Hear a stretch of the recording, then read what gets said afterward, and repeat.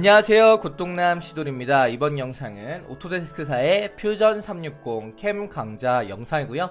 영상에서 배우게 될 내용은 우측 가공기 캠 작성 방법을 배워보도록 하겠습니다. 그 중에서도 1강에서 다루는 것은 우측 가공기에 알아야 할 기본 개념, 우측 가공기를 돌리기 위해서 알아야 할 기본 개념과 그 다음에 3축 가공기와 5축 가공기가 어떤 프로세스가 다른지도 한번 간단하게 설명드릴 거고요. 그 다음에 이제 5축 가공기를 배우려면 기본적으로 선제적으로 미리 꼭 배워둬야 할 게 있어요. 그래서 그런 것들도 가르쳐 드리는 시간 한번 가져보도록 하겠습니다. 여튼 먼저 예제 파일이 어디 있는지 확인을 해봐야겠죠. 예제 파일 같은 경우엔 제가 운영하는 카페 주소는 유튜브 본문에 첨부해 둘 거고요. 여기 보시면 네이버 카페 요렇게 이제 주소 있죠. 여기 이제 내려가 보시면은 이제 자료에 캠 공부 참고 데이터라고 있죠. 여기 들어가시면 우측 가공기 연습 예제라고 이렇게 올려 놓았습니다. 이게 사실은 오토데스크사에서 여기 이제 캠 샘플 안에 있는 건데요. 요거를 제가 이제 공부를 좀 할 수 있게 셋업도 전부 다 지워놓은 상태고, 그 다음에 여기 보면은 단위도 밀리미터로 전부 다 바꿔놓은 상태입니다.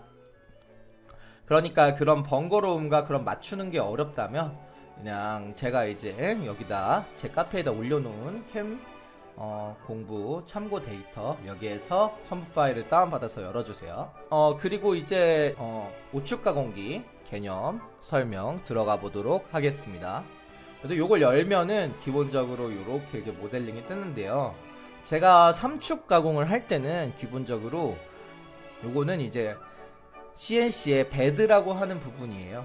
요 베드가 실제로 우측 가공기 같은 경우엔 흙으로 돼 있어가지고 이렇게 동글동글 움직이는 그런 형태가 많이 있습니다. 그 다음에 여기 이제 요 위에 있는 얘는 뭘까요? 얘는 이제 뭐 바이스 일체형이든 뭐든 이제 바이스를 커넥팅하는 그런 한 부위든 여튼 요런 바이스가 있어요. 그래서 3축과 좀 특이한 점은 3축은 사실상 저희가 이제 위에서 깎으면 되는 거잖아요. 그래서 형상에서 안 닿으면 돼요. 이 지금 제가 이렇게 박스를 친 요게 엔드밀이라고 가정했을 때 이 엔드밀 길이가 요렇게 이제 더 짧아서 이 머리에 충돌 안 할 수 있게 깊이만 생각을 해주면 사실 충돌하는데 전혀 문제가 없기 때문에 정확한 깊이만 알고 있으면 요렇게 하단부에 모델링을 할 필요가 없어요. 보면은 요런 모델링이 사실 필요가 없는 거죠. 그러나 우측 가공기 같은 경우에는 기본적으로 이 다양하게 틸팅, 다양하게 이게 회전, 각도가 변경되면서 이 친구를 깎게 되잖아요. 그러니까 기본적 베이스로 필요한 게 여기 베드, 그 다음에 이 베드 주변에 있는 그런 구조물들이 더 있다면 그 구조물들까지 전부 다 위치를 정확하게 확인해줘서 그려주시고요. 그 다음에 여기 이제 바이스, 가장 기본이 되는 거죠. 소재를 잡기 위한 이 바이스가 아니어도 돼요. 저 같은 경우에는 요 소재를 꽉 잡아줄 지그를 제 나름 설계를 통해서 제작을 해서 요거를 이제 소재를 잡았거든요. 내가 만든 지그가 있다 하면은 그 지그를 모델링해서 넣어주고요. 그 다음에 내가 깎을 소재 여기 보시면 스탁을 넣어주고, 그 다음에 여기 내가 깎아서 만들 모양까지 넣어주셔야 그 다음에 또 어떻게 물렸는지까지도 표현이 되죠. 잘 보시면 어떻게 물렸는지까지도 표현이 되어야지 이 우측 가공기 캠 가공을 할 때 발생할 수 있는 충돌 요소를 100% 제거를 할 수 있습니다.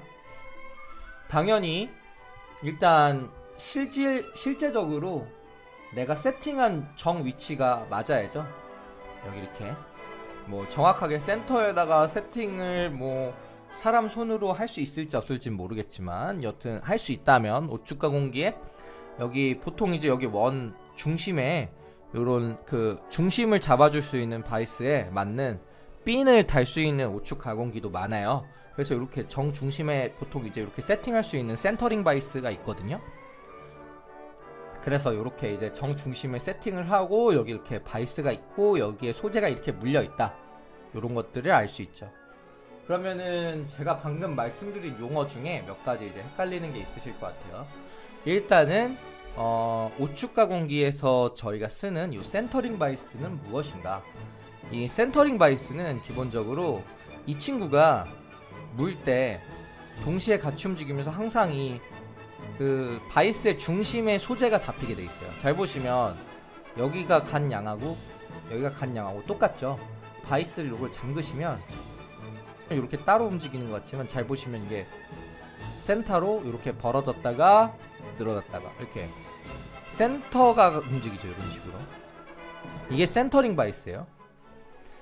얘만 벌어지는 게 아니라 같이 요렇게 벌어진다. 그래서 이 센터의 중심이 안 바뀌는 거죠. 지금 소재가 같이 안 움직여서 그렇게 안 보일 수도 있는데, 자 보시면 똑같이 벌어졌죠. 좌측 우측 똑같이 벌어지고 그 다음에 똑같이 들어가고. 그래서 제가 이제 올려놓은 예제를 이렇게 이제 여기를 누르고 이렇게 이제 옮겨보면 이런 식으로 중심이 같이 이렇게 정확하게 이제 같이 노는 느낌으로 이렇게 이동하는 걸 볼 수 있어요. 그래서 우측 가공기 같은 경우에는 기본적으로 센터링 바이스라는 걸 사용을 해서 여기 보시면 이쪽에서 가공될 때랑 이쪽에서 가공될 때 여기 여유 넓이가 있죠. 여기가 똑같죠. 여기가 똑같으면 어떨까요? 캠을 가공할 때 왼쪽이 안 부딪히면 오른쪽도 안 부딪힌다는 것을 알죠. 깊이가 똑같으면. 그렇기 때문에라도 조금 더 이제 센터링 바이스를 많이 쓰거든요. 특히 이쪽으로 볼 때는 이게 똑같죠. 여기 오른쪽 왼쪽 여유량이 베드 시작점부터 여기까지 거리 뭐 한번 찍어 볼까요? 218 253이죠. 여기 똑같겠죠? 비슷하거나 218 253인데 218 247이면 지금 스톡이 살짝 이제 뭐 쏠리긴 했을 텐데 뭐 여튼 그래도 거의 똑같다는 걸 알 수 있죠. 이런 것 때문에 사실 오축 가공기에서는 요 센터링 바이스를 사용해서 기본적으로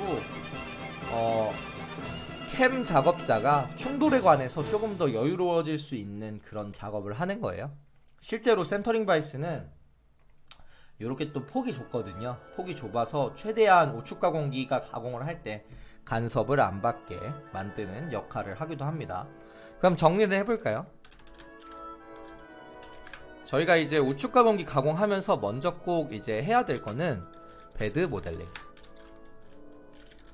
그 다음에 주변물 모델링, 그 다음에 바이스 모델링, 그 다음에 소재 모델링, 그 다음에 당연히 가공할 최종 모델링이 있고요. 거기에 추가적으로 더 말씀드리면 밀링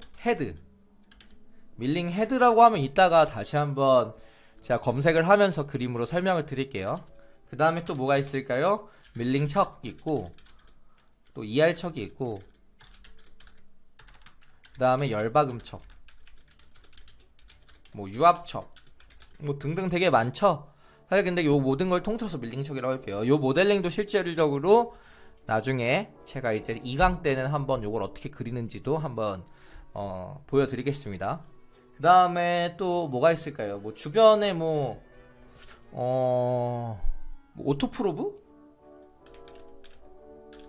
오토프로브가 예를 들어서 공구 세팅하는 거 있죠. 공구 세팅하는 기계라고 할까요? 공구를 코드를 누르면 자동으로 세팅해주는 기계가 있어요. 뭐 우측 가공기 정도 이제 쓰면 다들 이런 거 갖고 있을 거거든요. 왜냐하면 오토프로브 같은 경우에 우측 가공기에서 필수적인데 이게 다축으로 여러 가지 부분을 가공을 하니까 눈으로 이제 하이 프리세터라는 걸로 이제 세팅을 하면 좀 정확하지 않아요. 그러므로 오토프로브를 좀 엔터를 쳐서 오토프로브를 보통 기본 옵션으로 제공하는 기계가 많습니다. 우측 가공기 같은 경우에 산업용 그렇기 때문에 이 오토프로브 모델링도 오토프로브 위치의 모델링도 해주면 좋다. 근데 요거는 안 해줘도 크게 충돌이 일어나기 쉽지는 않은데 어떠한 검증 프로그램에서는 또 요거까지 전부 다 해주더라고요. 그러니까 내부에 있는 모든 주변물에 대한 모델링을 하면 할수록 사실 검증이 확실히 좋아요. 근데 사실은 저는 사실 거기까지는 잘 안 해줘요. 거기까지는 안 해줘도 뭐 딱히 충돌에 대한 그런 위험성 없더라고요. 그래서 오토프로브의 위치 모델링은 뭐 이제 선택적으로 해주세요. 근데 무조건 해주면 좋으니까 주변물은 다 해주시면 좋겠죠. 그리고 기계 홈페이지 같은데 가면 우측 가공기 모델링 그 외관 모델링 보통 제공을 해줍니다. 그러니까 모델링을 할 필요는 없고 그 위치에 갖다 놓기만 하면 되는 거예요. 그래서 요 정도는 이제 기본적으로 아셔야 할 부분이에요. 그래서 2번 이렇게 할게요. 여튼 이 예제를 보면은 그래서 여기 베드도 있고 바이스도 있고 깎을 소재 최종 모델링까지 있는 거죠. 그 다음에 저희가 이제 또 배워야 될 게 뭐냐면 이 우측 가공기가 그러면 어떤 형식으로 가공되는지 뭐 이런 것들도 한번 알아보면 좋겠죠. 일단은 3축 가공기에 대한 개념부터 먼저 알아야겠죠. 당연히 일단은 5축 가공기를 배우시는 분들은 이 3축 가공기를 어느 정도 활용할 수 있다는 가정하에 가르쳐 드리는 거예요. 만약에 이 내용 잘 이해를 못 하시면 5축 가공기를 쓰기엔 무리가 있으니 선제적으로 배워야 될 게 일단 퓨전을 처음 쓰시는 가정하로 보면 먼저 제가 운영하는 요 고돌이라는 고똥남이라고 치면은 조금 이제 채널을 찾기 쉬운데요. 유튜브에 고똥남이라 치면 요 고돌이라는 채널이 나와요. 그래서 여기 들어가시면 모델링 기본 재생 목록에 모델링 기본이 있고요. 퓨전을 처음 쓰실 경우에 그 다음에 모델링 응용 요거까지 전부 다 마스터를 하신 다음에 최신판 퓨전 캠 강좌를 보셔서 여기까지 충분히 이해가 된 상태에서 요 영상을 배우셔야 이 영상이 안 헷갈리고 지금 제가 이제 가르쳐드리는 내용들이 어느 정도 이해가 갈 수 있다는 생각을 합니다. 그래서 기본적으로 요 정도는 배워주세요. 그 다음에 이제 다시 3축 가공기에 대한 것부터 얘기를 하면 3축 가공기 여기 이제 사진을 보면 여기 보시면 지금 이제 3축 가공기 같은 경우에는 지금 이렇게 헤드가 있고요. 바닥에 베드가 있고요. 이렇게 있잖아요. 기본적으로 3축 가공기는 되게 개념이 간단해요. 얘가 움직이고 얘도 같이 움직이거든요. 얘는 지금 이게 문형이라서 이런 식으로 움직일 거예요. Y축만. 그리고 얘는 X축만 움직일 거예요. 이런 식으로. 여기 축 있죠 보면. 그래서 뭐 얘네들만 움직여서 이 가운데 이렇게 이제 바이스에다 놓은 소재들을 얘가 이렇게 이제 뽁뽁뽁 깎는 거예요.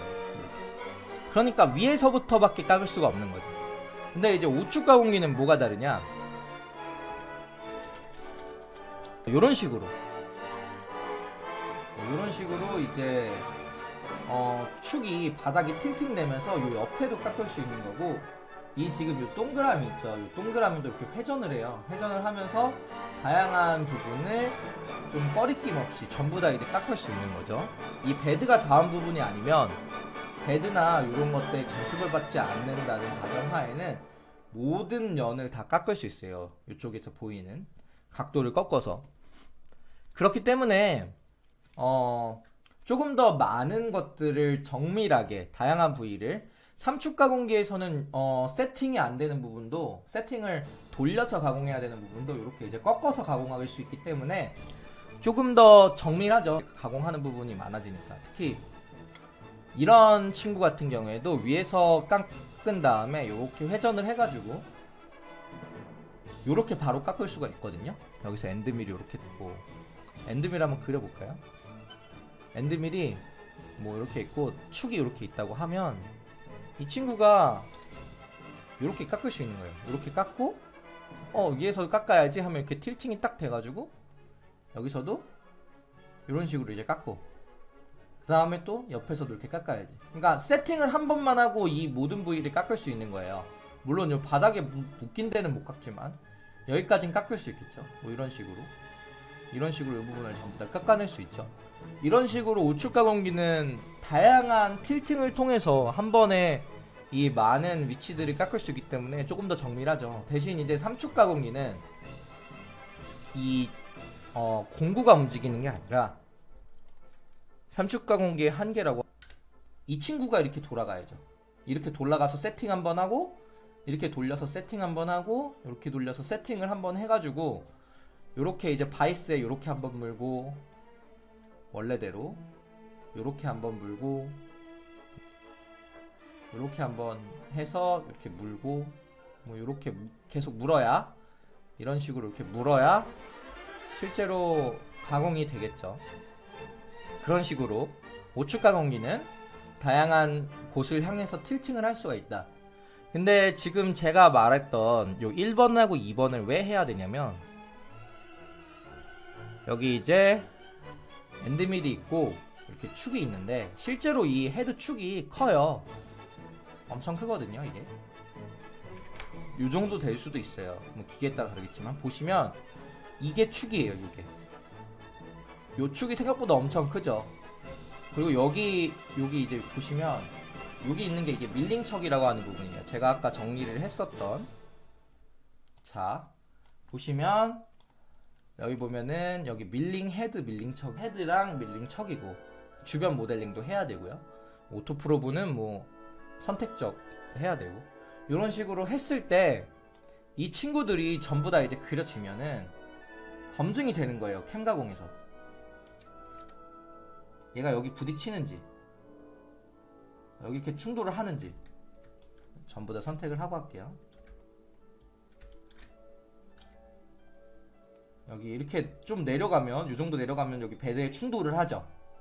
그 다음에 이렇게 틸팅을 했는데 얘가 여기까지 들어가는데 여기 이렇게 깎으려고 하니까 여기 충돌을 하고요. 이런 식으로 이 주변 상황에 대한 모든 것들을 그려줘야 우측 가공기는 이 틸팅에 대한 검증에 대해서 자유롭게 활용할 수 있는 거예요. 그래서 이번 영상에서 설명을 해드리는 내용을 간단하게 정리를 해보면, 베드 모델링, 주변물 모델링, 바이스 모델링, 소재 모델링, 가공할 최종 모델링, 뭐 밀링 헤드, 밀링 척, 뭐 밀링 척은 사용하는 거에 따라 다르겠죠? 그런 것들을 정확하게 다 그려줘야 된다. 그래가지고 그 다음에 뭐 주변에 오토프로브 그 위치가 있다면 오토프로브도 그려주면 좋다.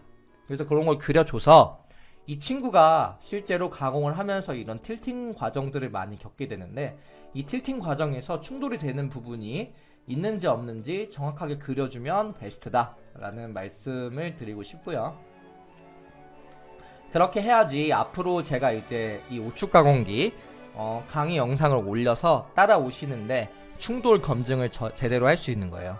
그래서 각자 만약에 사용할 우측 가공기가 있다면, 그리고 지금 사용하는 우측 가공기에 문 바이스가 있다면 그 모델링을 그려가지고 꼼꼼하게 재서 그런 것들을 준비하는 시간을 충분히 가지셔야 됩니다. 다음 주에는 요거 이제 셋업을 잡는 방법, 그 다음에 프로그램 짜는 방법 한번 배워보도록 하겠습니다.